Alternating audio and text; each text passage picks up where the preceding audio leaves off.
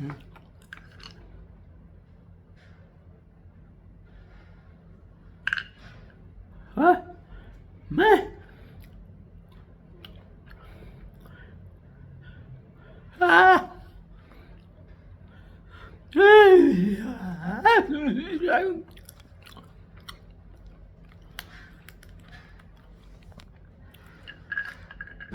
דבר שני,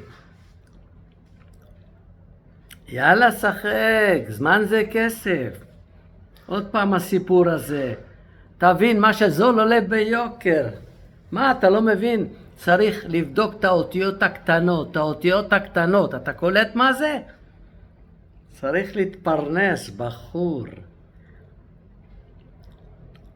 יאללה, שחק, נו. זמן זה כסף. עוד פעם הסיפור הזה.